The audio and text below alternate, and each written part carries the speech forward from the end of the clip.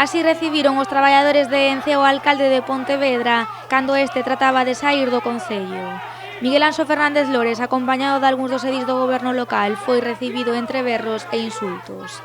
Os operarios que levaban case 4 horas encerrados no edificio municipal chegaron a golpear incluso os vehículos dos membros da corporación.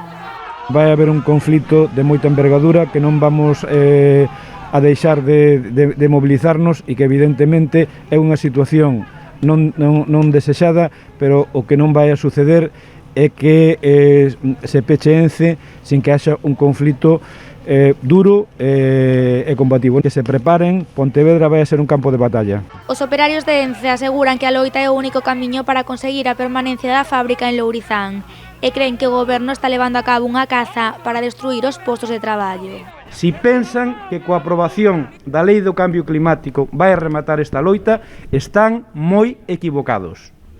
Porque mentras haxa vida, mentras a empresa estea aberta, vai haber loita e vai haber loita contundente. A presidenta do Comité de Empresa das Oficinas de Ence tamén foi moi crítica coa actitude do goberno e enviou unha mensaxe ao Bloque Nacionalista Galego e ao Partido Socialista. Esa O de la que presumen es de obrero. Y aquí hay 5.000 obreros que nos vamos a ir a la calle por un juego político liderado por el alcalde Miguel Anxo Fernández Lores y por el teniente de alcalde Tino Fernández. Hoy, trabajadores de Ence están encerrados ahí en el concello y lo único que piden es seguir trabajando. Mentres os traballadores estaban encerrados no Concello de Pontevedra, o Comité de Empresa de Ence mantiña un encontro telemático co secretario de Estado de Medio Ambiente. Nesa reunión, Hugo Morán comprometeuse a convocar unha mesa de traballo con todas as partes implicadas no conflito, algo que foi valorado así por Comisións Obreiras.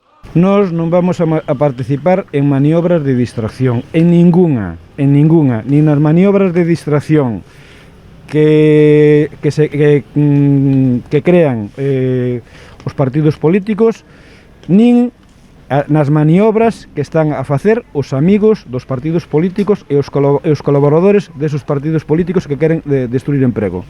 O obxectivo deste encerro era conseguir unha reunión presencial coa ministra de Transición Ecolóxica en Madrid, lugar ao que se desplazarán mañá os traballadores de Ence para concentrarse diante da sede deste ministerio.